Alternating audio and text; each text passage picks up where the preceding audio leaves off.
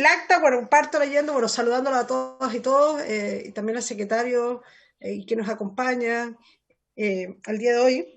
El acta de la sesión cuarta ordinaria se da por aprobada por no haber sido objeto de indicaciones. El acta de la sesión quinta ordinaria se pone a disposición de las y los diputados. La cuenta, el señor secretario dará lectura a la cuenta. Gracias, Presidenta. Se han recibido los siguientes documentos. En primer lugar, un correo electrónico de Human Rights Watch, por el cual excusan la inasistencia a esta sesión del director de División de las Américas de esa entidad, don José Miguel Vivanco, debido a que estará en viaje por motivo de trabajo. En segundo lugar, respecto a la invitación que se le había cursado el señor Jaime Arellano, director ejecutivo del CEJA, informó que no podrá participar en la sesión de hoy, pero si la comisión lo tiene bien, estaría disponible para la sesión del próximo lunes 3 de mayo. Y finalmente se ha recibido un reemplazo temporal por la presente sesión. Don Leonidas Romero sustituye a don Bernardo Berger. Eso es todo, Presidenta. Gracias. A propósito de lo que ha planteado, voy a abrir primero la palabra por lo que ha dicho el secretario a propósito de la cuenta. ¿Abro la palabra por la cuenta? ¿No? ¿En varios? No. Entonces, quiero decir que la próxima semana va a venir tanto el señor Vivanco, nuestros ambos invitados que no pudieron venir esta semana por agenda, los vamos a invitar para la próxima semana, el lunes 3 de mayo, junto al abogado de la Chile que ya confirmó que es Claudio Nach. Y la idea es cerrar con las organizaciones internacionales porque tenemos una serie de invitadas e invitados súper importantes que tienen que ver con las organizaciones, víctimas, exministros, como ha dicho el diputado Gabriel Asensio. Entonces era para contarles eso. Entonces, dado que no pudieron venir a la sesión de hoy, ambos invitados y plantean la posibilidad de ir el próximo lunes, los vamos a invitar nuevamente para que vengan y así después ir avanzando. Eso quería comentarles. Pero sí hoy vamos a dar inicio a la orden del día, eso sí, dicho eso, y decir que en esta sesión ha sido invitada también la directora ejecutiva de Amnistía Internacional, la señora Ana Picker, que ya nos acompaña, aquí por ahí la veo ya en el telemático, junto con saludarla. Y además es acompañada por Loreto Urqueta, que es abogada de Amnistía Internacional. Ambas ya están presentes, así que más que presentarlas, que es importante escucharlas el día de hoy, así que nada, me quedo callada y le doy la palabra porque eso es lo importante. Así que tiene la palabra. Gracias, Presidenta.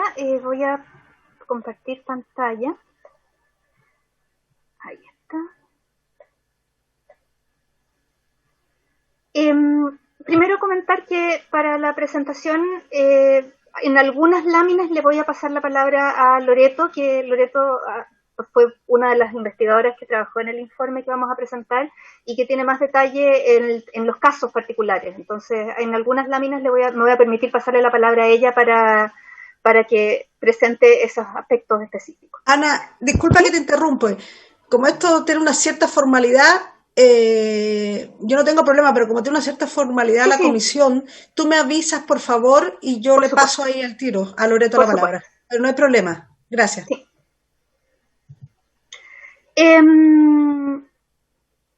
Primero, respecto del actuar de Carabineros y del gobierno en el marco del estallido social chileno, nos vamos a basar principalmente en nuestro informe titulado Ojos sobre Chile, que lo lanzamos el 14 de octubre del año pasado, más algunas actualizaciones de información posterior a ese momento de lanzamiento del informe.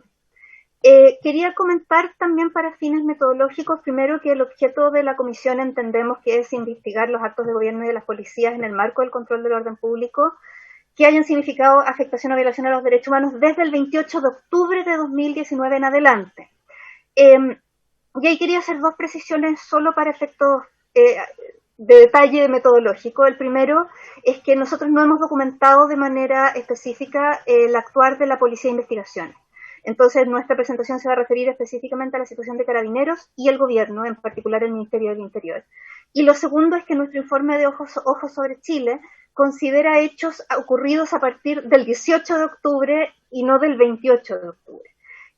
Si bien eso no altera en ningún caso las conclusiones, porque estamos identificando un patrón que se extiende con mucho más allá del periodo entre el 18 y 28 de octubre, sí es importante mencionar que eso deja fuera, por ejemplo, algunos casos graves que nosotros documentamos, y también, por supuesto, deja fuera todo lo que tiene que ver con el actuar de las Fuerzas Armadas, que no podíamos dejar de ser presente que también hemos documentado casos de violaciones de derechos humanos que ha involucrado a funcionarios de las Fuerzas Armadas.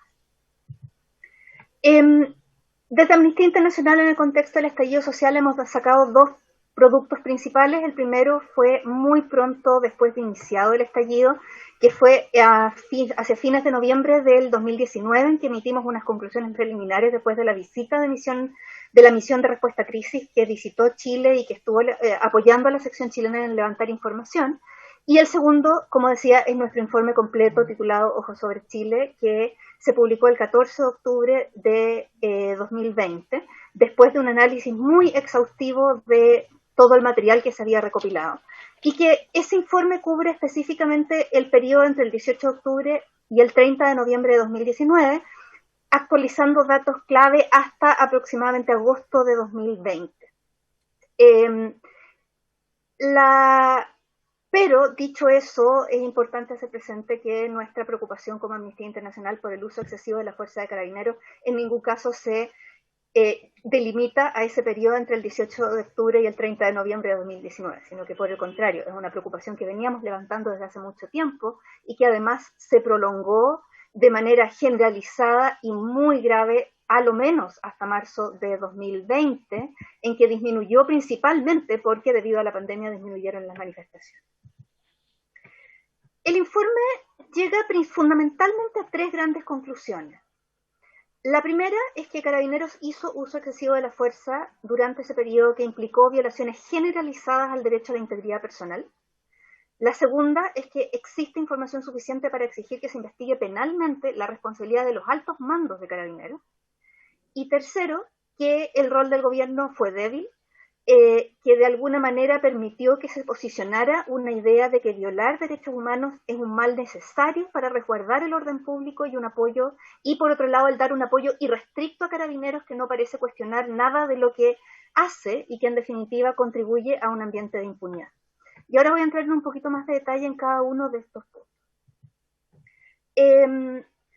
Respecto de las violaciones generalizadas de derechos humanos, decir que el material con el que trabajamos fue 200 videos verificados por un equipo especialista en verificación digital, 26 víctimas con las cuales conversamos o sus familias, de las cuales 14 documentamos en detalle y estamos dando seguimiento continuo, entrevistas, visitas en terreno, estuvimos también en la exposta central, en la UTO, tuvimos reuniones con una serie de autoridades estatales y llegamos a levantar información en la región metropolitana en 11 comunas y en 6 regiones de Chile. Y en ese análisis identificamos situaciones de privación de la vida y de uso de armamento letal, situaciones de uso de armamento menos letal, como balines de goma y metal, en que identificamos 75 eventos verificados a lo menos, y el uso de más de 147.000 cartuchos entre octubre y diciembre de 2019, que de hecho es una munición que no debería utilizarse bajo ninguna circunstancia para el control del orden público. El uso de lacrimógenas y lanzaagua, 79 eventos verificados por Amnistía en distintas circunstancias, y de hecho en ese periodo solamente un 13% de las lesiones oculares fueron por lacrimógenas. Y además hechos de violencia física, en el sentido de uso de la fuerza dirigida hacia manifestantes pacíficos al momento de la detención, durante la detención, y al menos 9 circunstancias de atropellos por parte de vehículos policiales. Y eso nos lleva a una cifra de aproximadamente 9.000 víctimas que ha detectado Fiscalía y que probablemente es un número que nos queda corto, porque la cantidad de víctimas que no se han pesquisado por Fiscalía o que no han hecho denuncia seguramente nos deja con una cifra indetectable que es más alta que las cifras oficiales. Acá, Presidenta, me gustaría en las próximas 2 láminas pasarle la palabra a Loreto. Loreto, por supuesto, tiene la palabra. Muchas gracias, Presidenta. Esto se refiere específicamente a los casos documentados directamente por Amnistía Internacional que se refieren a responsabilidad de carabineros por violaciones a los derechos humanos durante el periodo comprendido por nuestro informe. Como señalaba Ana, lamentablemente la mayoría de los casos que levantamos quedan fuera del ámbito de acción de esta comisión, ya que fueron cometidos durante los primeros días del estallido social. Sin perjuicio de eso, tenemos 5 casos que sí quedan comprendidos dentro del periodo que es el ámbito de accionar de esta comisión. Y los describimos en la lámina siguiente. Loreto, disculpa la interrupción. ¿Sí? Solo para explicar que hay otra comisión investigadora que ve el primer mes, por eso no está ese periodo comprendido en esta comisión, porque ya existe esa comisión investigadora, para que quede claro, y por tanto esta es posterior hasta lo que ocurre hoy en día. Solo para aclarar el porqué de la fecha. Perfecto, gracias Presidenta, porque nos lo preguntábamos, no teníamos la certeza de la razón. Aquí en la descripción de los casos vamos a partir por un caso que lamentablemente se produjo en marzo de 2020, lo que demuestra que la violencia continuó, incluso cuando estaba ya comenzando la situación de pandemia. Y es uno de los casos más graves porque es un caso de fallecimiento de Cristian Valdebenito, de 47 años, trabajador de la construcción, y él falleció por un impacto directo de una bomba lacrimógena en Plaza Baquedano. Falleció en el lugar, de hecho, fue llevado al hospital, pero llegó con muerte cerebral y prácticamente falleció en el lugar. Este caso también es importante porque su familia va todos los viernes en conmemoración de su padre, su hermano, su tío, a Plaza Baquedano con una bandera, y hemos tenido informaciones incluso verificables de que han sido objeto de represión específica, especialmente dirigida hacia ellos, que tienen identificado que son los parientes de Cristian Valdebenito, que es una situación que nos preocupa también, porque absolutamente pacíficos sacan su bandera y han sido detenidos solo en ese momento. Natalia Aravena, 24 años, enfermera, ella perdió su globo ocular derecho por impacto de una lacrimógena el 28 de octubre de 2019 frente al Palacio de la Moneda. Su investigación hasta el momento no tiene identificado a ningún responsable, muy pocas probabilidades de identificar han señalado desde Fiscalía que esto es sumamente difícil, no se le prestó ayuda en absoluto desde el minuto en que cayó, le ayudaron en un restaurante que estaba ahí al lado. Jorge Ortiz, observador del INDH, múltiples lesiones por impacto de balines de goma y metal. Este caso, ¿por qué es relevante? Porque es un observador de derechos humanos haciendo su labor de fiscalización. Estaba totalmente identificado y en una zona específica en que no se estaban produciendo desmanes en ese momento. Fabiola Campillay, todos conocemos su caso porque es uno de los casos más emblemáticos, que perdió ambos ojos, sentidos del olfato y del gusto y múltiples fracturas craneales por el impacto de una bomba lacrimógena dirigida directamente a su rostro el 26 de noviembre en San Bernardo, cuando se dirigía a su trabajo, ni siquiera era en el contexto de una manifestación. Y Gustavo Gatica también, estudiante universitario, que quedó ciego de ambos ojos producto del impacto de balines de goma y metal el 8 de noviembre de 2019 en las cercanías de Plaza Baquedano. Eso por los casos cubiertos, señora Presidenta, y si le podemos devolver la palabra a Ana. Sí, muchas gracias, Loreto. Enseguida le doy la palabra a Ana. Como decía, para que quede claro, hay 2 comisiones investigadoras. De hecho, la diputada Carmen Jera aquí presente participa en ambas. Entonces, por eso esta tiene otro periodo. Para que quede claro, es bueno que a los organismos internacionales también les quede claro por qué la fecha de esta comisión, porque existe una primera comisión que parte con el primer mes. Entonces, solo para dejarlo súper claro, y le doy la palabra, por supuesto, a Ana. Gracias, Presidenta. Bueno, hacía la referencia que esta primera conclusión es que hubo violaciones generalizadas al derecho a la integridad personal, y acá quería reforzar que el concepto de generalizado lo estamos usando en el sentido que lo utiliza también la jurisprudencia de la Corte Penal Internacional, en el sentido de que se han cometido estas violaciones de derechos humanos a gran escala, afectando a un gran número de víctimas, y que además lo que hemos afirmado es que hemos podido identificar un patrón de conducta que busca dañar a quienes se manifiestan, y que ese patrón de conducta persiste hasta el día de hoy. Que lo que vemos es que va cambiando los medios con los cuales se ataca a las personas que se manifiestan, pero siempre existe esta intención de daño. o al menos es lo que aparece de el tipo de lesiones, el tipo de conducta que se evidencia en los casos y en las denuncias que vamos recibiendo. Lo primero fue con el uso de los perdigones, de los balines de goma y metal, que además eran disparados a la parte superior del cuerpo, que de eso dio cuenta la mayor parte de las heridas oculares en una primera etapa, y no solo de heridas oculares, hubo muchas heridas en la parte superior del cuerpo, cuello, rostro, hombro. Una vez que los balines se restringieron, fueron más las lacrimógenas, las bombas lacrimógenas lanzadas con lanzagranadas directa al cuerpo, y ahí el caso más grave probablemente fue el de Fabiola Campillay. Luego fueron el uso de arremetidas de infantería que causaron daño físico importante, siendo el caso más grave conocido el del adolescente que fue arrojado desde el puente Pío IX al lecho del río Mapocho. El uso del carro lanzagua, lanzando el chorro directo al cuerpo de las personas, haciéndoles perder el equilibrio, causándoles daño, y en muchos casos denuncias de que el agua contiene algún tipo de químico que causa quemaduras o alergias severas. Y ahora más recientemente el uso del gas pimienta, que se lanza directamente al rostro de las personas, y ahí vimos incluso casos en una feria en que afectó a niños, niñas y adolescentes, casos a un observador del Instituto de Derechos Humanos nuevamente atacando a observadores en el cumplimiento de su rol. Y entonces hay un patrón en que no importa que los medios se restrinjan, porque con los nuevos medios finalmente igual resultan personas heridas.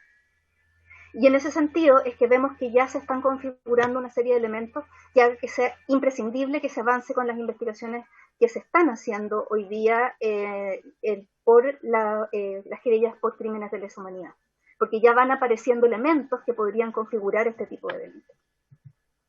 Respecto de la responsabilidad de mando, que es nuestra segunda conclusión, hay tres elementos clave que nos permiten afirmar que acá puede haber responsabilidad de mando y que por lo tanto debiera investigarse penalmente. El primero es que existe una organización jerárquica, que aquí no voy a entrar en detalle, Carabineros es una organización jerarquizada por definición desde que tiene carácter militar.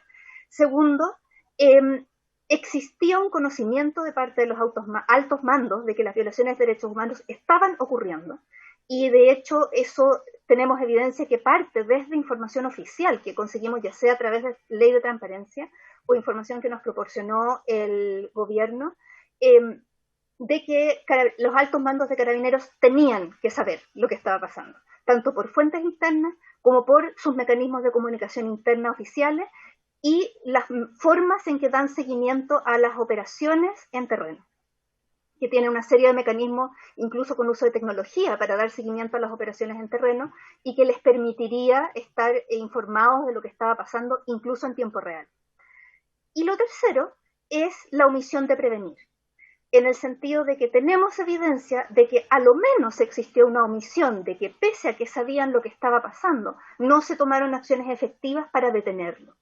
Y esto se demuestra, por ejemplo, con la persistencia en usar munición lesiva, como eran los balines de goma y metal que se utilizaron por 2 meses prácticamente, la existencia de protocolos inadecuados, poco precisos y que no están a la altura de los estándares internacionales de derechos humanos, una planificación estratégica y táctica que no tuvo variaciones significativas durante ese periodo. Todo esto está analizado en mucho detalle en nuestro informe. El hecho de que las órdenes que se daban desde los altos mandos eran prácticamente idénticas por un periodo prolongado de tiempo, pese a que lo que estaba sucediendo podría haber requerido un cambio serio en las instrucciones, y era como básicamente sigan los protocolos, o sea, no había una orden precisa de detener una determinada conducta porque se había identificado que se produjera, sino que era una orden genérica, imprecisa y casi siempre idéntica.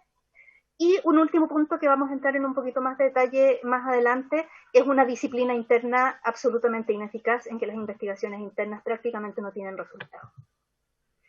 Acá este organigrama sale del informe también, en que es el organigrama que tenía Carabineros en ese momento en el periodo que analiza el informe, y los cuadros que están marcados en amarillo son los cargos que, de acuerdo a la información que pudimos analizar, a nuestro juicio, debieran ser investigados por su responsabilidad de mando por los hechos ocurridos durante ese periodo. Cabe mencionar que en la línea de más abajo, el subprefecto de servicios 2G3 está hoy día siendo formalizado por más de una causa, de hecho, pero siguiendo en la línea de mando hacia arriba, el que entonces era el director de Orden y Seguridad es actualmente el general director de Carabineros. Y otra gráfica que quería mostrar como para también ejemplificar el tema de las decisiones tardías y que de esas decisiones podrían haber hecho un efecto si se hubieran tomado mucho más tempranamente. En este cuadro, la línea amarilla muestra las lesiones por arma de fuego y la línea rosada-naranja marca las lesiones oculares diarias. La línea negra fue la fecha en la cual Carabineros cambió la instrucción para decir que el uso de escopetas tenía que limitarse a la defensa personal y un uso gradual de la fuerza. Sí. Eso el 11 de noviembre. Y luego está la línea gris, que fue el momento en el que se cambió nuevamente la instrucción para que el uso de escopetas esté restringido a un riesgo de muerte inminente.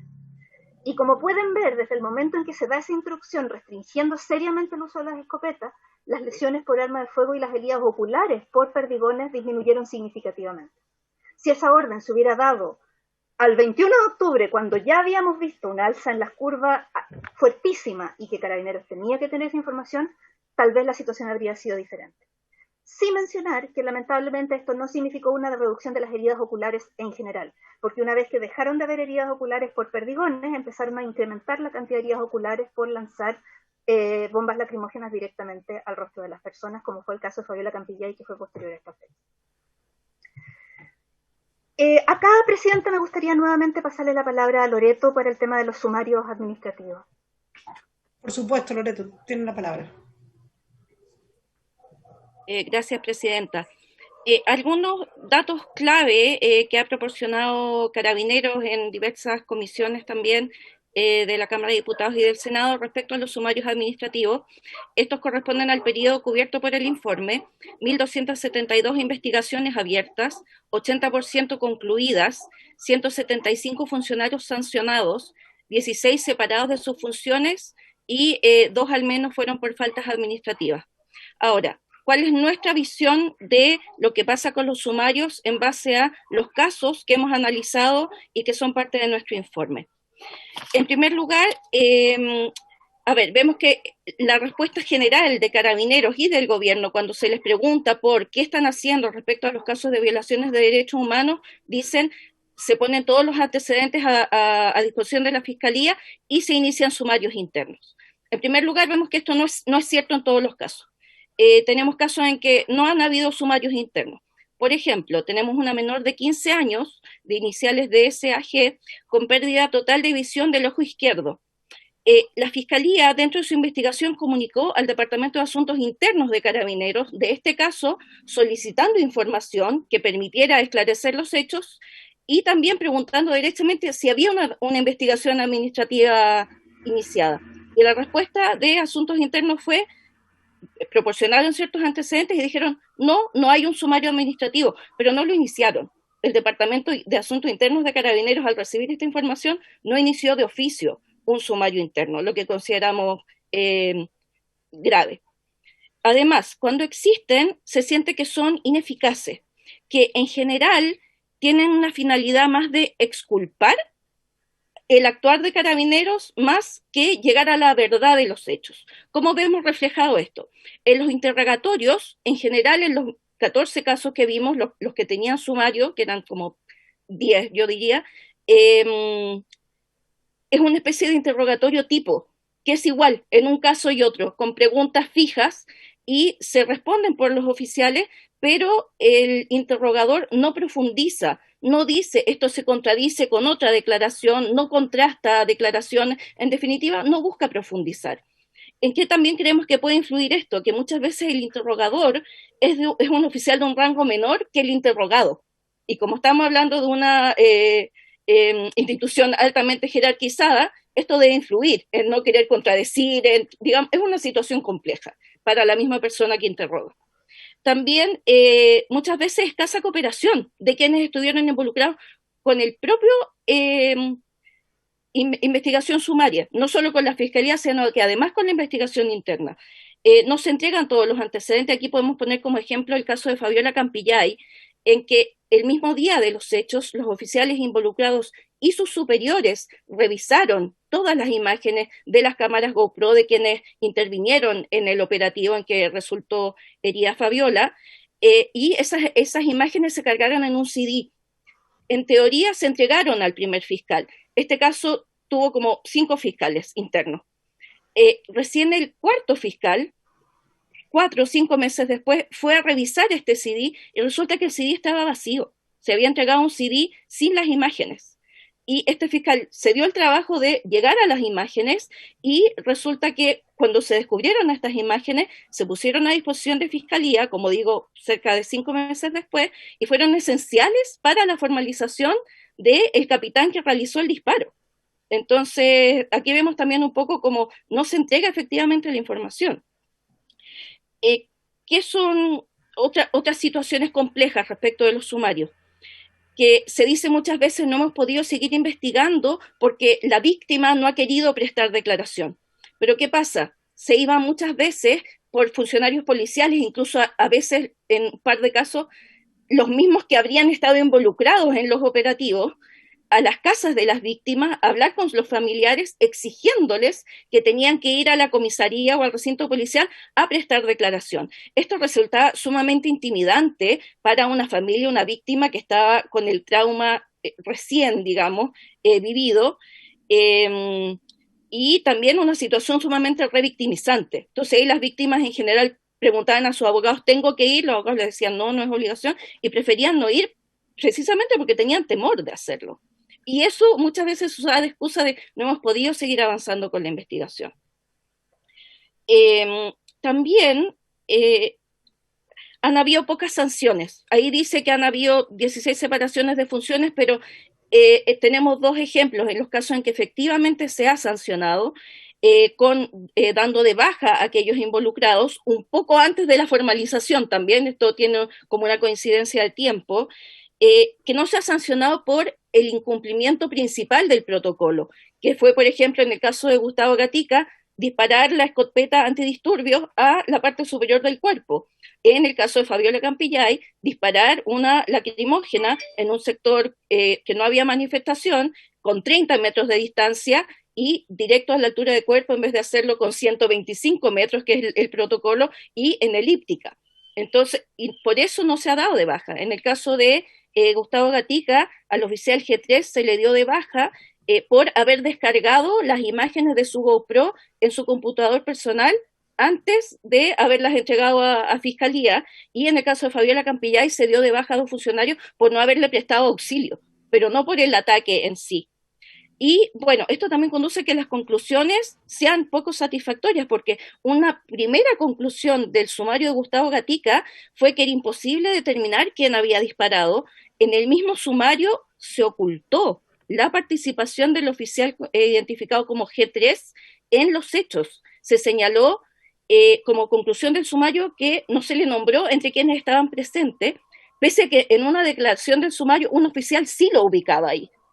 Y se señaló incluso que habrían podido ser disparos de las mismas víctimas, las lesiones de Gustavo causadas por las mismas víctimas. Cuando esto se hizo público y generó mucho revuelo, entendemos que se reabrió el sumario y posteriormente se dio baja al oficial G3 por esta falta administrativa.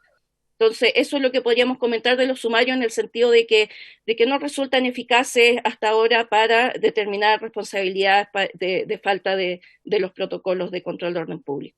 Y devuelvo la palabra a Ana, señora presidenta, a través de su hijo. Gracias Loreto. Tiene la palabra Ana. Muchas gracias. Y para cerrar este punto, decir que en este momento vemos que hay al menos 3 vías judiciales abiertas que permitan llegar a responsabilidad de mando y las que estamos dando seguimiento, que unas son algunas causas judiciales, que algunos casos los mencionó Loreto, como es el caso de Gustavo Gatica, de Fabiola Campillay, y en el caso de Alex Núñez, en el que la Fiscalía está investigando, dando seguimiento a la responsabilidad de la cadena de mando por esa causa en particular. Que eso nos parece que es una línea de investigación que debería hacerse en la mayoría de los casos de ser posible. En segundo lugar están las querellas por crímenes de lesa humanidad, que creemos que también es fundamental que se investiguen hasta el final. Acá hay 6 causas que están en este momento radicadas en la fiscal regional de Valparaíso, que está haciendo una investigación completa, pero hay más de 30 querellas, además de esas 6, que no están acumuladas en este momento ahí, que están en diferentes tribunales por diferentes razones, y que esperamos que también se vayan avanzando, o bien que se acumulen con las demás. Y por último, muy recientemente se presentaron 2 querellas vinculadas a hechos ocurridos en Plaza Baquedano y otros por hechos ocurridos en Maipú, que apuntan a los altos mandos de Carabineros ante un patrón de conducta que evidencia un modus operandi para cometer apremios ilegítimos, que creo que ese es otro camino interesante judicialmente y que se conecta muy directamente con nuestras conclusiones también. Acá sí mencionar la preocupación por dificultades en el avance de las investigaciones. Lamentablemente vemos que hay una disparidad entre las investigaciones vinculadas a delitos cometidos en el contexto de las manifestaciones, que han avanzado rápidamente, en que hay ya cientos de sentencias y muchas personas formalizadas, versus las causas en contra de agentes del Estado, que han avanzado muy lentamente, que hay muy poquitos formalizados y solamente una condena. Hay múltiples razones para eso, son causas que sí son más difíciles de investigar con frecuencia, en que hay una falta de recursos y de especialización, especialmente en regiones, para que se avance con esas investigaciones. La misma poca colaboración de Carabineros a la que hacía referencia Loreto también entorpece muchas veces las investigaciones judiciales, y de hecho una de las recomendaciones que hemos hecho desde Amnistía de mucho antes del estallido social es la necesidad de tener unidades especializadas para investigar este tipo de delitos que permitan una mayor independencia y autonomía, que facilite de alguna forma el avanzar, y además el hecho de que también las víctimas comprensiblemente cada vez más desconfían de las instituciones del Estado, lo que hace que su interés por denunciar o por colaborar en las investigaciones disminuya, porque ven que para qué. Y eso es a su vez muy grave, que esa sea la señal que el Estado está dando en términos de protección a las víctimas. Por último, la última conclusión, el rol débil del gobierno, lo que vimos, por lo menos en el periodo analizado en el informe, que también tuvimos acceso a comunicaciones oficiales, tanto por vía de ley de transparencia como por información que nos proporcionaron del propio gobierno, es que hubo un intercambio de oficios entre el gobierno y Carabineros, pero que muestra que, por ejemplo, hubo más de una ocasión en que el ministro del Interior, entonces Gonzalo Blumel, enviaba un oficio pidiendo información respecto de un caso particular, respecto de ciertas situaciones, y Carabineros se tomaba a veces más de una semana en darle respuesta. Y no hay ningún rastro escrito de que haya habido ningún tipo de exigencia de respuesta más rápida o de que haya cuestionado la información de ninguna forma, y las instrucciones que habría dado el Ministerio del Interior a Carabineros vuelven a ser muy imprecisas. Es básicamente cumplan con los protocolos. Y no hay una reacción concreta y específica a lo que se está viviendo en terreno. Y vimos que también hay muy escasas comunicaciones entre el Ministerio del Interior y el Ministerio de Salud. Hubo un intercambio formal con cifras de personas lesionadas, pero del propio Ministerio del Interior nos informaron que no hubo ninguna comunicación formal enviada desde el Ministerio del Interior al Ministerio de Salud, por ejemplo, pidiendo información acerca de heridos o tomando alguna acción más decidida respecto de entender lo que estaba pasando en terreno. Pero eso no significa que el gobierno no haya sabido, y de hecho, muy tempranamente se le entregó información, incluso en comisiones acá mismo en el Congreso, en que hubo el Colegio Médico, la Sociedad Oftalmológica, distintas organizaciones de derechos humanos que presentaron la información que estaban recabando en terreno, y que pese a eso no hubo ninguna acción que significara un cambio a lo que estaba pasando en la calle. Acá no puedo dejar de mencionar que lamentablemente hemos tenido casi una absoluta ausencia de respuesta formal a Amnistía Internacional. La única vez que en relación a lo sucedido con el estallido social hemos tenido un contacto con el gobierno fue una reunión que pudimos tener a fines de noviembre con el entonces ministro Gonzalo Blumel, que surgió no a partir de una respuesta formal a alguna carta que nosotros enviamos, de hecho en general no nos responden las cartas que mandamos, sino más bien porque surgió una polémica en prensa de que supuestamente no habíamos pedido información al gobierno, y él dijo en prensa que estaba dispuesto a recibirnos y le cobramos la palabra. Pero fue de ese nivel el intercambio, y lamentablemente no hemos tenido respuestas formales, incluso con el actual ministro del Interior. Le mandamos el informe y le pedimos una reunión, y ni siquiera nos han respondido nada, ni acuse de recibo, ni sí, ni no, ni nada. Y por otro lado nos preocupa el persistir en un discurso de apoyo irrestricto a Carabineros y criminalizador de la protesta. que ha pasado, el discurso, la narrativa criminalizadora de la protesta ha pasado desde estamos en guerra a más recientemente cosas como esto no es protesta, es delincuencia, que son discursos generalizantes que meten en el mismo saco a personas puntuales que pueden haber cometido hechos de violencia con la realidad de la protesta pacífica, que no es un problema de orden público en sí misma, ni es un delito en sí misma en ningún caso, sino que es el ejercicio de derechos humanos. Y acá nos preocupa el ver ciertas declaraciones que minimizan la gravedad de la crisis, dichos como que la verdad, esto tiene que ser establecido por los tribunales de justicia, hay que dejar que las instituciones funcionen, las violaciones de derechos humanos las deben determinar los tribunales, no los expresidentes, refiriéndose a la alta comisionada de Naciones Unidas para los Derechos Humanos, la afirmación de que Chile ya volvió a la normalidad, que evidentemente buscan minimizar la gravedad de la crisis que ocurrió y que nos hace preguntarnos que si es así, ¿por qué el gobierno está presentando querellas en contra de personas que habrían cometido actos de violencia, pero no está tomando acciones igual de decididas cuando se trata de agentes del Estado quienes están cometiendo los delitos? Hay una tendencia a no reconocer los hechos si no son confirmados por tribunales, y eso también es preocupante. El estándar probatorio para establecer responsabilidades penales es diferente a lo que se requiere para constatar que una violación de derechos humanos ocurrió y que hay una víctima que requiere reparación. Y de hecho, el mismo gobierno cuenta hoy día con el llamado PIRO, el Programa Integral de Reparación Ocular para Víctimas de Trauma Ocular, que no requiere tener fallo judicial para acceder a él, porque ahí se constata por otras vías que hay víctimas que requieren reparación. Y nos interesa, creemos que es importante hacer esa separación, de que el constatar que hubo violaciones de derechos humanos no es necesario que lleguen los tribunales de justicia. Los tribunales de justicia son imprescindibles para identificar las responsabilidades penales por esas violaciones de derechos humanos.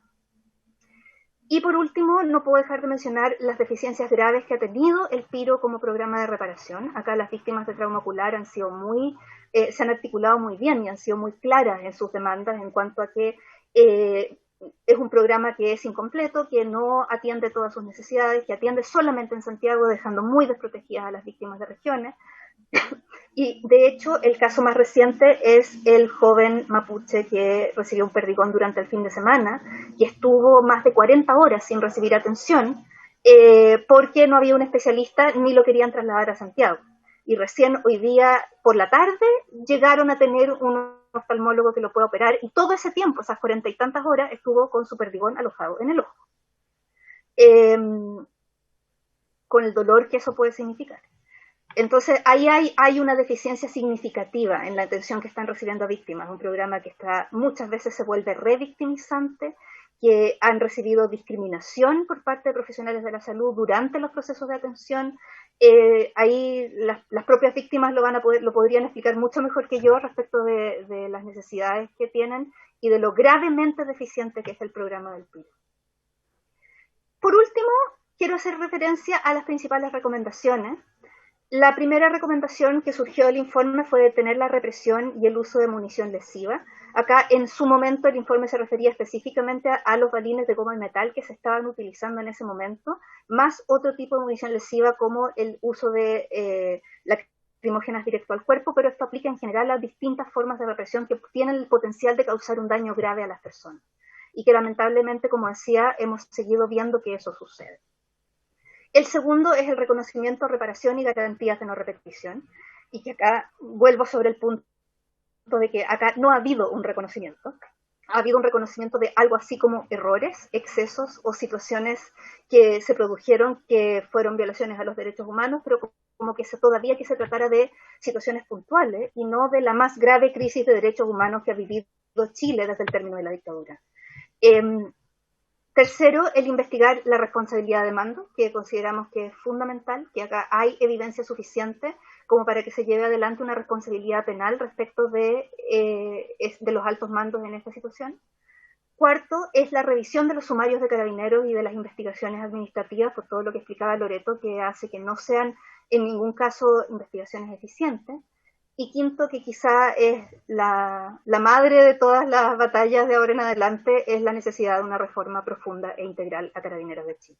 Necesitamos una nueva policía que realmente responda a las necesidades de una democracia basada en derechos humanos. Y como decía, esto no se va a resolver solamente por vía judicial. Por supuesto, todas las víctimas tienen que tener acceso a la justicia, que se juzgue a los presuntos responsables con las debidas garantías y se sancione a quienes corresponda. Es fundamental que eso pase y que se rompa con una verdadera tradición de impunidad en la que actúa Carabineros por décadas, lamentablemente. También todas las víctimas debieran recibir reparación en materia de salud física y mental, pero esto no es todo. Es importante el hacerse cargo de que estos no son casos puntuales, que es una situación que viene de antes. De hecho, nosotros en 2016 publicamos un informe que se llamaba No sabía que existían dos justicias, jurisdicción militar y violencia policial en Chile, en que ya documentamos graves situaciones de uso excesivo de la fuerza por parte de Carabineros. En ese momento el informe fue hecho para sacar esas causas de la justicia militar, que de hecho hasta fines de 2016 todavía este tipo de causas se veía en justicia militar, dejándola en la más absoluta impunidad. Pero y además ha seguido pasando, incluso durante la pandemia, el patrón lo seguimos viendo. La cantidad de casos disminuyó, pero es solamente porque disminuyeron la cantidad de manifestaciones y la cantidad de personas que se manifiestan. No porque haya cambiado nada de manera estructural, porque esto es un problema estructural. Se requiere un reconocimiento desde el Estado, lo contrario es negar la realidad de las víctimas. Acá hemos visto muchas veces respuestas desde la Subsecretaría de Derechos Humanos, desde el Ministerio de Justicia, del Ministerio Interior, de que no, si hemos implementado todas las recomendaciones, un informe de recomendaciones, de cómo han implementado las recomendaciones, de que poniendo en cuestión algunas de las afirmaciones que hemos hecho organizaciones de derechos humanos, y en definitiva todo eso es negar la realidad de las víctimas, que finalmente han vivido esto en terreno, en carne propia, y que les están diciendo que todo lo que ellos están diciendo es exagerado. Y eso es quizá lo más grave, que no nos escuchen Amnistía no es grave en el sentido, o es grave en el sentido de que debieran escuchar a la sociedad civil, pero que no escuchen a las víctimas es algo que realmente no es aceptable. Y en ese sentido, y con esto termino, es la necesidad de garantías de no repetición, y que lo principal para tener garantías de no repetición es el compromiso de construir una nueva policía que esté a la altura de las necesidades de una democracia respetuosa de los derechos humanos. Y esto es un compromiso de Estado de medio a largo plazo que muy probablemente su implementación va a requerir más que el tiempo que dura un gobierno, y por lo tanto requiere un compromiso serio a nivel de Estado de Chile, y que las principales características que a nuestro juicio debería tener, primero es el incorporar los derechos humanos en todos los aspectos de su actuar, y no solamente como un curso en la malla de formación, sino como algo que realmente se integra desde los procesos de selección, la formación, los protocolos, el diseño de estrategias y tácticas, la evaluación de las operaciones, la evaluación funcionaria, los ascensos, que tenga efectos reales en el operar. Segundo, un sometimiento efectivo al poder civil, y que desde el gobierno puedan ser una contraparte técnica efectiva que ejerza un control real, que no es lamentablemente lo que pudimos constatar a partir de esos intercambios de oficios, por ejemplo, entre el Ministerio Interior y Carabineros. Y tercero, el hecho de que Carabineros tiene que desarrollar una cultura de rendición de cuentas que lamentablemente hoy día no tiene, y no solamente hacia las autoridades, sino también a la ciudadanía, y que eso pasa por aumentar significativamente sus estándares de transparencia y de dar respuesta a las inquietudes ciudadanas. Hoy día es extremadamente difícil obtener información de Carabineros, y muchas veces incluso pedida por ley de transparencia, la información se niega utilizando el argumento de seguridad nacional, que básicamente les ampara debido a su carácter militar. Y eso genera un bloqueo en términos de acceso y de posibilidad de una rendición de cuentas efectiva. Y con esto termino, Presidenta. Esas son nuestras principales recomendaciones y quedamos disponibles para cualquier pregunta. Muchísimas gracias por su presentación, tanto a Ana como a Loreto. Ahora abro las palabras para las consultas de diputadas y diputados presentes. Como siempre, la primerísima diputada Carmen Gers, por supuesto, usted tiene la palabra. Tienes que abrir eso. Sí, muchas gracias, Presidenta. Bueno, saludar, por cierto, y agradecer que hayan concurrido a esta comisión Amnistía Internacional a través de su secretaria ejecutiva y a través de Loreto Urquieta. por el ilustrativo informe que nos ha dado. Yo quisiera formular dos preguntas a Amnistía, a Ana Piquer, ¿ya? A través suyo, presidenta. Es si, digamos, la secretaria ejecutiva de Amnistía, dado que el Estado de Chile no ha cumplido con las obligaciones, primero, de investigar las violaciones graves y generalizadas de derechos humanos, y sobre el punto de investigar, sabemos que hay un informe del Centro de Justicia para las Américas que es muy crítico respecto al rol de la Fiscalía. Señala que la Fiscalía, ¿no es cierto?, no cumple con los principios esenciales de todo Ministerio Público, que es la exhaustividad, la oportunidad y la oficiosidad. También ahí en ese informe se dice que Carabineros obstruye la acción de la Fiscalía. Entonces tenemos a un Estado que no investiga. Enseguida a un Estado que no sanciona, ya que de más de casi 9.000 denuncias por violaciones a los derechos fundamentales de las personas, tenemos un número insignificante, creo que son 111 agentes del Estado formalizados y una sola condena, pasado 1 año y 3 meses desde el 18 de octubre del 2019, ¿no es cierto? No se sanciona y además es extremadamente dispar con lo que los tribunales hacen con los presos de hechos relacionados con la revuelta popular, que sabemos, ¿no es cierto?, hay muchas condenas, personas que han estado con la medida cautelar de prisión preventiva por meses y meses, y después se ha podido determinar que ha sido hecho sobre partes o montajes falsos carabineros, y en definitiva quedan en libertad, pero se han mamado 1 año de prisión. Entonces, hay un Estado que no sanciona.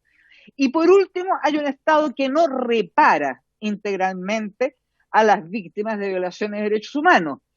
En ninguno, diría yo, de los términos que la reparación integral tiene de acuerdo, ¿no es cierto?, a la jurisprudencia de los organismos internacionales, en particular de la Corte Interamericana, ¿no es cierto? No repara pecuniariamente. De recién el Consejo de Defensa del Estado contesta una demanda de 22 víctimas de trauma ocular negándose a la indemnización y además añadiendo que Carabineros actuó correctamente,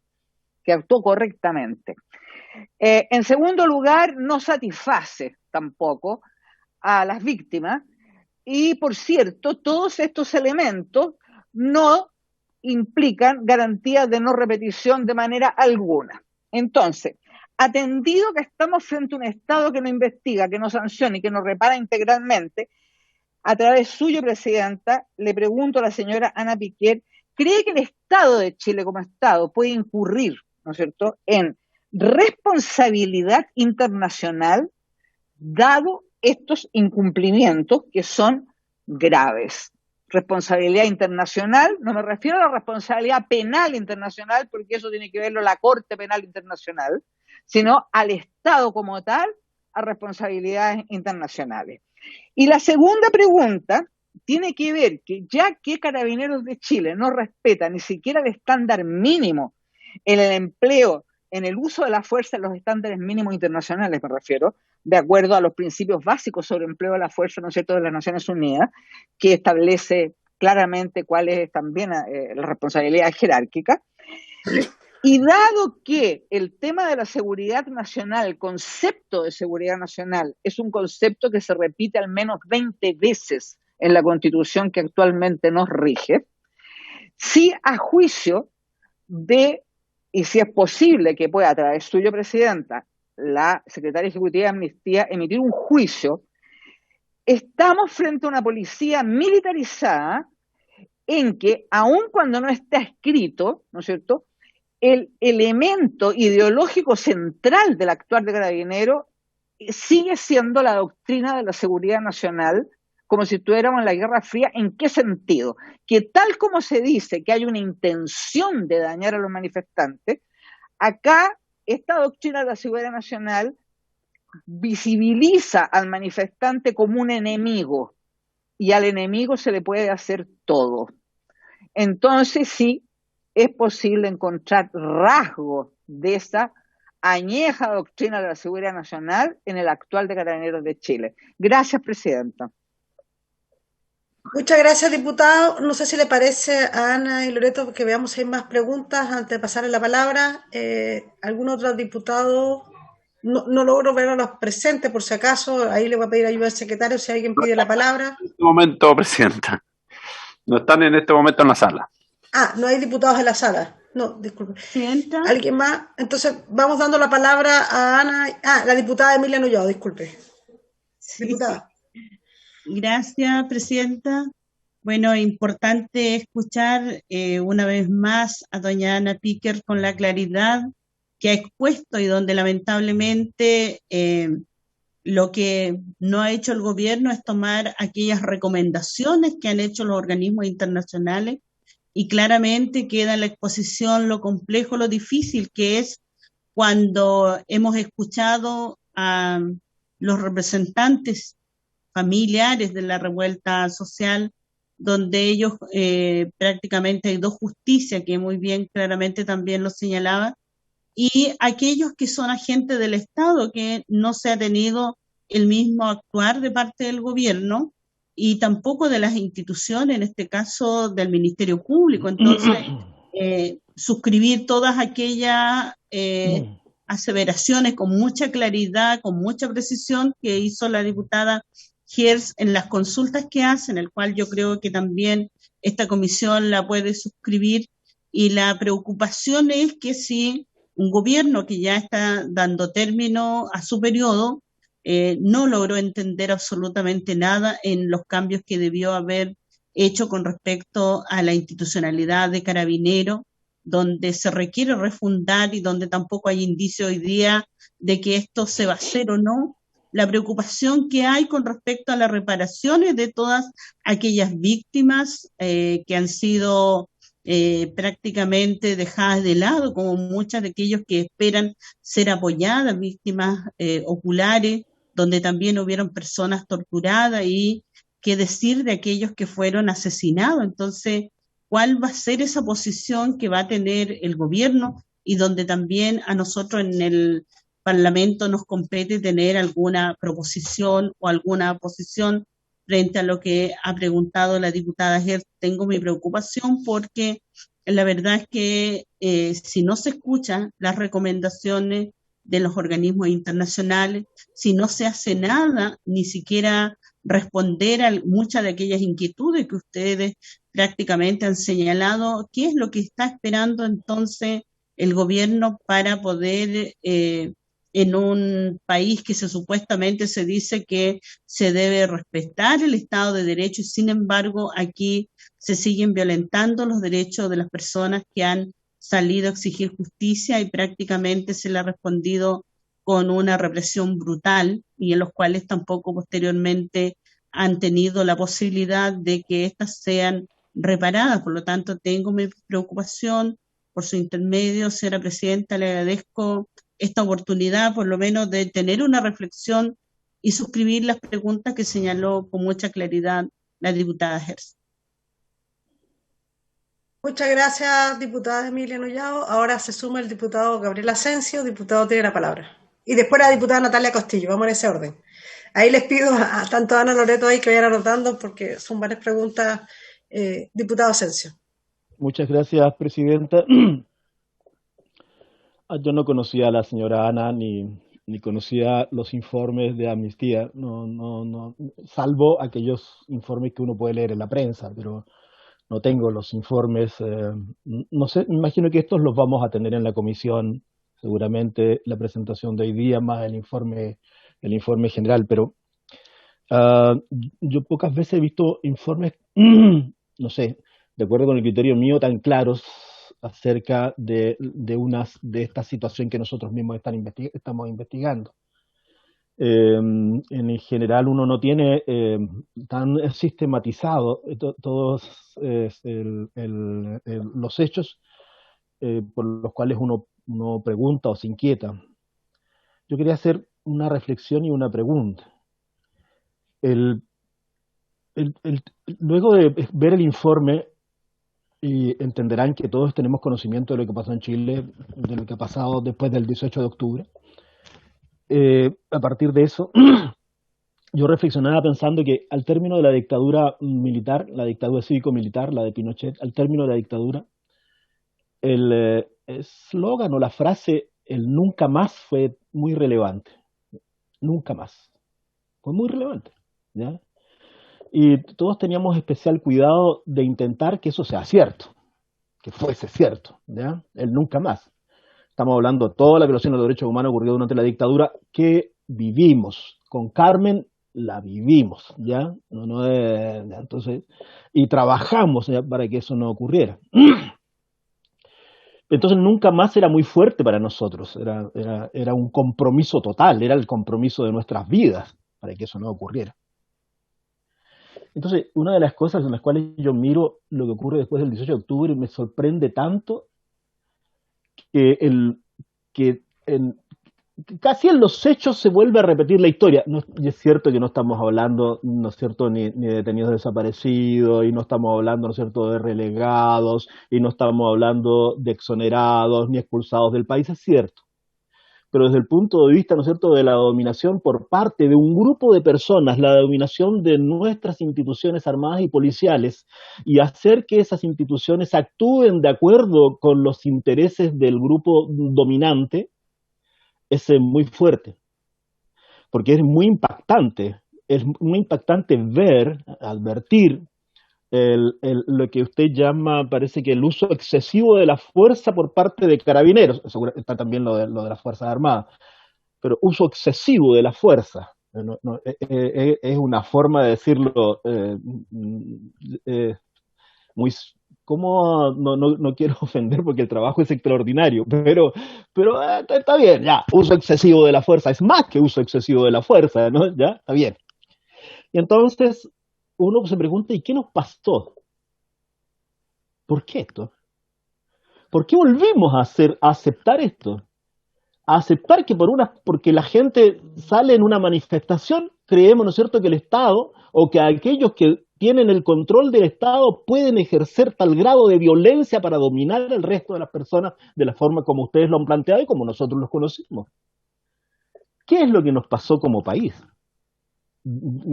¿Por qué, ¿no es cierto?, esa frase tan potente del nunca más, ¿no es cierto?, ahora la cambiamos y la vi delante algo así como la no repetición de los... La no repetición. Y parece que nos vamos a conformar con la idea a fuerza de decir, ahora, ¿no es cierto?, ahora sí que tenemos que comprometernos a no repetir estos hechos. Entonces, algo nos pasó como sociedad, como comunidad, como miembros de esta comunidad, de este país llamado Chile. ¿Qué es lo que nos ocurrió? Entonces, ese es un comentario. No sé si Ana tiene ganas de comentar algo parecido en ese estilo, pero si no, no importa, me aprovecho el momento para decirlo. Porque después de eso, uno empieza a pensar, en realidad, ¿quiénes asumen responsabilidades por todos estos hechos? ¿Lo asume todo el mundo político? ¿Lo asume todo el mundo social? Las organizaciones? ¿Quién asume la responsabilidad en realidad? ¿Quién tiene más responsabilidad frente a estos hechos? Por ejemplo, una pregunta directa, ¿el presidente tiene responsabilidad en estos hechos? Porque hasta ahora lo que vi fue que en el informe ustedes tenían especial y correcta preocupación por el tema de los altos mandos de Carabineros. Pero tenemos la misma preocupación, por ejemplo, por los ministros del Interior. Los ministros del Interior son responsables. Nosotros dijimos que sí, por eso, ¿no es cierto?, aprobamos unas acusaciones constitucionales, ¿ya?, en las cuales participamos directamente.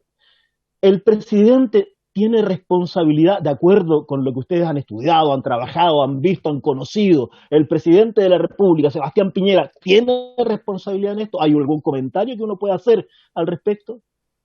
Eso a mí me preguntaba, porque de repente hay algunas cosas que yo por ahí vi, ¿no es cierto?, que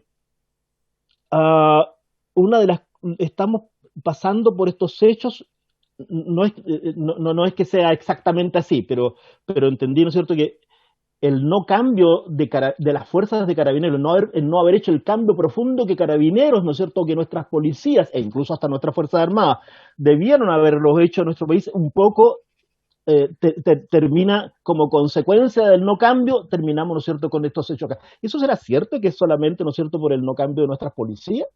¿O hay algo más, ¿no es cierto? Porque las policías, claro, si la policía no obedece es porque porque aquellos que tienen que mandar, ¿no es cierto?, no les interesa que les obedezcan, o porque están de acuerdo en que no sean obedecidos, o porque simplemente no tienen el control. Si no tienen el control, pero resulta que constitucional y legalmente sí debieran tener, ¿no es cierto?, el control. ¿Qué es lo que pasa allí?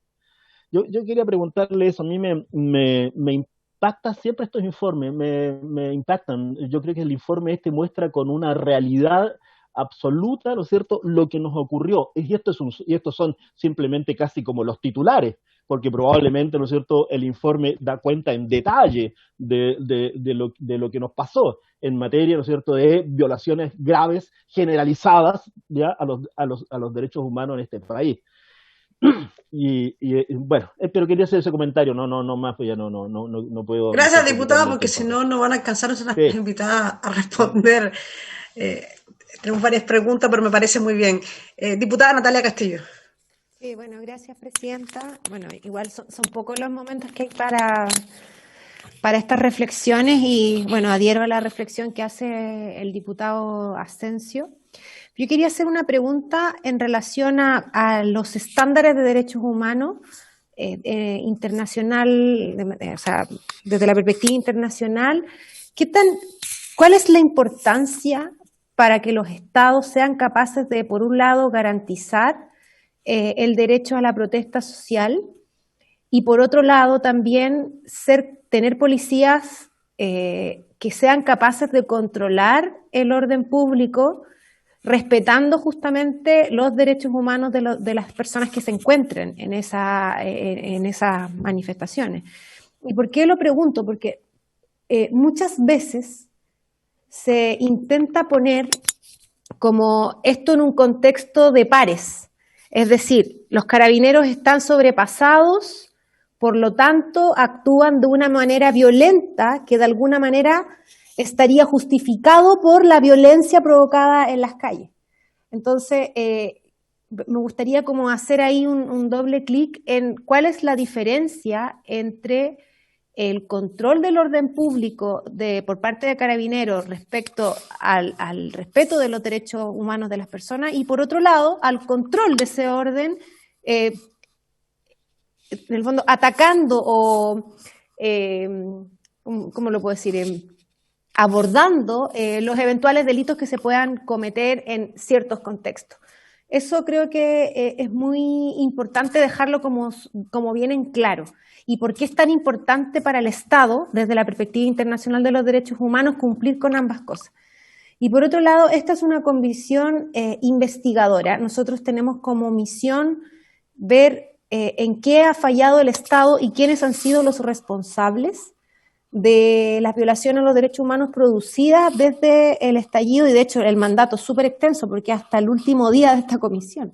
Entonces, además de lo que ustedes han podido entregar en este informe, a propósito, por ejemplo, del control social que se ha ejercido en el estado de catástrofe derivado de la pandemia, si ustedes como organización han observado nuevas vulneraciones de los derechos de las personas en nuestro país. Creo que es importante también poder tener ese mapeo general y si eso también puede estar o no asociado a la crisis social que vivimos también desde el 18 de octubre. Gracias, diputada. Bueno, yo... Don Luis Pardo, presidente, también pidiendo el uso de la palabra. ¿Quién? Don Luis Pardo, el diputado Luis Pardo. Diputado de Luis Pardo, tiene la palabra. Disculpe, no lo había visto. Gracias, presidenta. Bueno, saludar, por supuesto, a la expositora. Voy a tratar de ser breve. Mi pregunta ahí se relaciona un poco en la línea de lo que planteaba la diputada Natalia Castillo por su intermedio.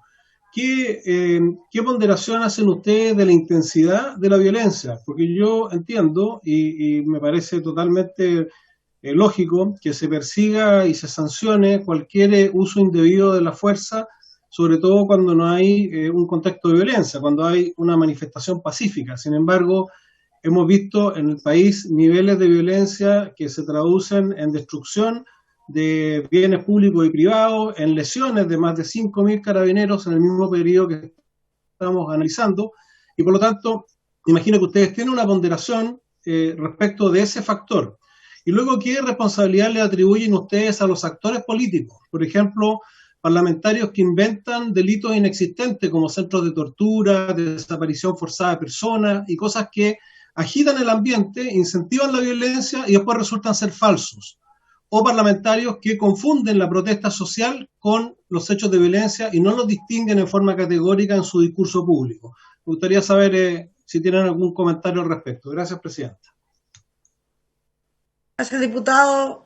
Veo que no hay más palabras solicitadas, dado el tiempo. Bueno, yo tenía un par de preguntas, pero creo que están recogidas en varias de las ya consultas. Quería agradecerle porque después de darle la palabra para la respuesta va a terminar la sesión. Creo que es importante escucharla, creo que es importante que estén ustedes hoy en esta comisión y la exposición, sobre todo, y me imagino que ustedes nos mandarán la exposición o ya la mandaron a la comisión. Ya la mandaron, para que tengamos. Muchas gracias, porque creo que va a ser importante eso. Y también, bueno, tal vez preguntar más en detalle cuáles son los principales nudos que ven ustedes para avanzar en un programa realmente de reparación y justicia. Es decir, porque es vital. Yo creo que lo han dicho varios organismos internacionales, no solamente ustedes, quienes hemos recibido, es cómo Chile avanza claramente reparación y justicia real. Muchas gracias. Palabra, disculpe. Ahí sí. Gracias, Presidenta. A ver, respecto de si es que el Estado puede incurrir en responsabilidad internacional, sin duda. O sea, acá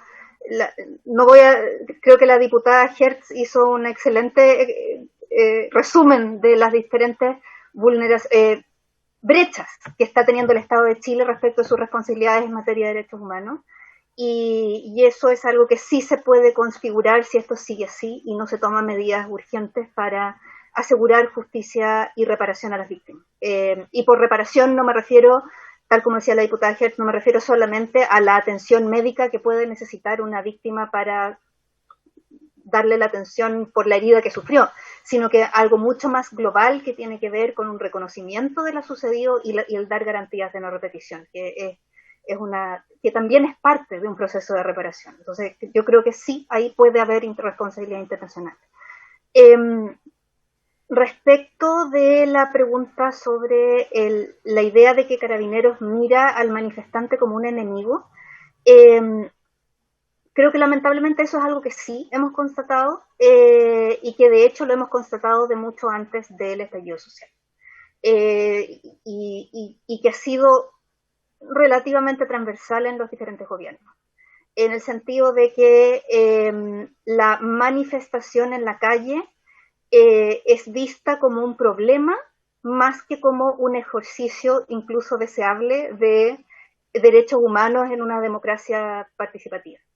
Y que en ese sentido es visto como una preocupación de orden público más que algo que se debe proteger y que si es que hubiera hechos que alteren el orden público, que sean constitutivos de delito, esos se deben detener, pero se debe proteger a las personas que continúan manifestándose de forma pacífica. Y eso es lo que lamentablemente no habíamos visto antes del estallido social y durante el periodo del estallido social se vio amplificado por 1000 debido a que las manifestaciones fueron más y mucho más masivas y en muchos más lugares de Chile. Al mismo tiempo, además. Entonces, lamentablemente eso sí es algo que viene de antes y que se conecta mucho con la reflexión que hacía el diputado Asensio en el sentido de ¿por qué nos volvió a pasar esto? Y creo que lamentablemente no es exactamente que nos volvió a pasar, es que de alguna manera nunca nos dejó de pasar. Lo que pasa es porque seguimos teniendo una policía que operaba con exactamente la misma lógica de los tiempos de la dictadura, que no sufrió ninguna reforma significativa durante los gobiernos posteriores y que siguió operando de la misma forma. Y de hecho nosotros desde Amnistía Internacional llevamos más de 10 años alertando de la situación grave de uso excesivo de la fuerza por parte de carabineros en contexto de manifestaciones, en Gualmapu, en diferentes manifestaciones, desalojos, allanamientos en el contexto mapuche, y en que de hecho pudimos haber constatado muchos casos que hoy día vemos de nuevo. O sea, heridas oculares habíamos visto antes, heridos graves por chorro directo al carro lanzaguas habíamos visto antes. uso indiscriminado de perdigones, también. Lacrimógenas directo al cuerpo, también. O sea, todo esto se había constatado antes. Lo que pasa es que ahora, como estalló la cantidad de manifestaciones, hubo también más casos de violencia policial. Y eso es lo que más nos preocupa, y que lo más probable es que si llegamos a un punto en que dejamos la pandemia atrás y vuelven a haber manifestaciones masivas, es muy probable que vuelva a suceder, porque en realidad nada ha cambiado hasta ahora. Y ahí la pregunta de la diputada Nullado, ¿qué está esperando entonces el gobierno? La verdad es que es la misma pregunta que nos hacemos nosotros. O sea, y de hecho uno de nuestros mensajes clave, nosotros ahora el 7 de abril lanzamos nuestro informe anual, y en que una de las cosas que planteamos al gobierno de Chile en el contexto del lanzamiento del informe anual fue justamente la sensación de que estamos frente a un gobierno que no escucha, que no está escuchando a la ciudadanía, que no está escuchando a las organizaciones de derechos humanos, que en el manejo de la pandemia no está escuchando a los expertos, que de alguna manera está operando en una lógica que sencillamente no está escuchando lo que está pasando en las calles. Y eso es algo que nos preocupa profundamente y que nos da el temor de que no tenemos un espacio significativo para que se consigan cambios. Un pequeño comentario respecto del concepto de uso excesivo de la fuerza, que eso es algo un poco... somos dos abogadas las que estamos aquí, entonces, y ese es como el concepto técnico para que engloba en términos genéricos aquellas ocasiones en que la policía... Esto es desde la lógica que una policía puede hacer uso de la fuerza en determinados contextos, de manera proporcional cuando está justificado. El uso excesivo de la fuerza son aquellos casos en que la fuerza se usa de manera injustificada y excesiva. Y eso, pero ahí hay subcategorías, o sea, puede ir desde un golpe al pasar en una detención hasta un caso de tortura. O sea, es un concepto genérico que la verdad es que es cierto que no necesariamente transmite la gravedad de muchos de los casos que ocurrieron. A ver, respecto de la pregunta de la responsabilidad del presidente y de otras autoridades, nuestro informe se centra también hace referencia al gobierno. Lo que pasa es que respecto de Carabineros y los altos mandos, tuvimos información suficiente para llegar a afirmar de que podría haber responsabilidad penal en los altos mandos de Carabineros por las violaciones de derechos humanos cometidas y que eso debiera investigarse penalmente. No tenemos información suficiente para hacer esa misma afirmación respecto del gobierno en materia penal. Pero eso no significa primero no significa que la descartemos, y segundo no significa que no haya una responsabilidad política o una responsabilidad de cara al derecho internacional de los derechos humanos. Porque ahí sí hay una responsabilidad sin duda alguna en términos del no haber tomado las acciones necesarias para asegurar que se resguardan debidamente los derechos humanos. Y acá quizá voy a contestar un poco conectadas la pregunta de la diputada Castillo y del diputado Pardo, que creo que se produce a nuestro juicio una falsa dicotomía entre control del orden público y hechos de violencia versus violaciones de derechos humanos. Y de hecho lo decimos en estos términos en el informe, que se ha instalado un discurso en el que pareciera ser que violar derechos humanos es un mal necesario para poder controlar el orden público. Y eso es inaceptable. El hecho de que una persona esté cometiendo hechos de violencia, incluso si fuera cierto que está cometiendo hechos de violencia, no significa que la policía puede hacer cualquier cosa. Puede hacer uso de la fuerza eventualmente, para detenerlo, por ejemplo. Pero eso no significa que lo pueda torturar mientras está detenido porque estaba cometiendo hechos de violencia. Y lo otro es que el uso de la fuerza tiene que ser proporcional. Entonces, si una persona estaba, poniendo objetos para construir una barricada, eso no justifica que le tiren perdigones a la cara y le saquen un ojo. Entonces, creo que esa es nuestra preocupación, de que se genera esa falsa dicotomía. No se trata de que los hechos de violencia no deban ser detenidos e investigados. Por supuesto que deben serlo, y más aún hechos tan graves como algunos que sucedieron, como los incendios en las estaciones de metro. Pero eso no puede servir para justificar y ponernos como una suerte de dicotomía de que si estás a favor de una cosa, entonces estás a favor de la otra. El que hayan habido hechos de violencia no puede justificar las violaciones de derechos humanos. Es así de simple. Y creo que ese es un punto que no es siempre fácil de transmitir y que es importante el hacer esa distinción con claridad. Que el deber de control del orden público no justifica violar derechos humanos, sino por el contrario, tiene que hacerse dentro del marco que establecen los derechos humanos, y eso no es un freno al control del orden público. De hecho, si es que no se hace dentro de un marco de derechos humanos, lo más probable es que personas que no estaban haciendo nada se vean afectadas, como de hecho sucedió y sucede en Chile, en que son manifestantes pacíficos, los que muchas veces son impactados por el carro lanzagua, son personas que estaban pasando. El caso de Fabiola Campillay perdió la vista de ambos ojos, su olfato y su gusto, porque ella iba camino a su trabajo. Entonces, a eso vamos, y en que esa es la falsa dicotomía que tenemos que romper de manera urgente. Y creo que con eso, Presidenta, completé. Bueno, un último punto, sí, ya le habíamos mandado el PowerPoint que acabo de presentar.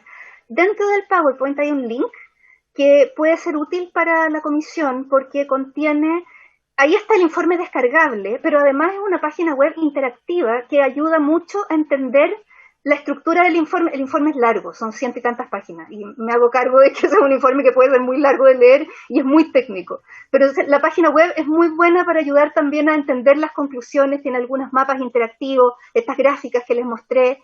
Entonces les invito a entrar al link, que puede ser una buena manera de verlo.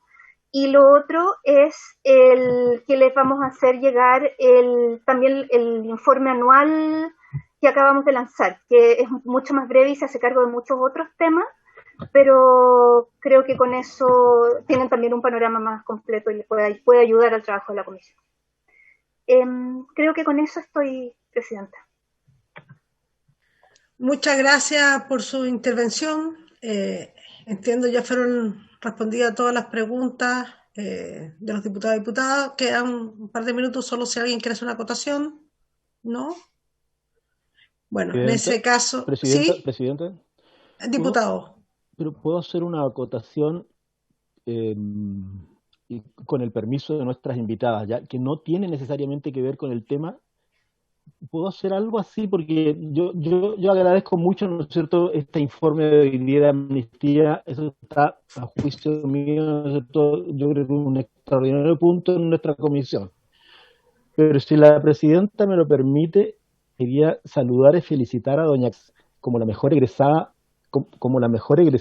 de la Escuela de Derecho de la Universidad de Chile.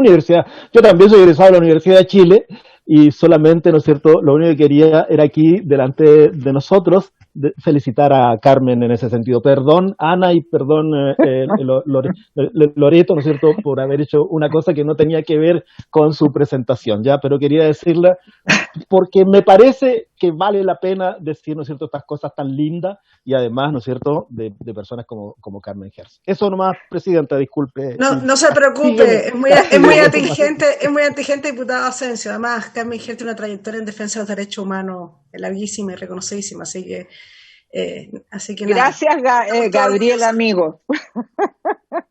Así que eso. Gracias. Ya, bueno, habiéndose cumplido, agradecer a las invitadas, tanto a Ana como a Loreto, por su clarísima exposición, creo que es importantísimo. Y habiéndose cumplido el orden del día, esta sesión se levanta. Muchísimas gracias. Gracias. Gracias.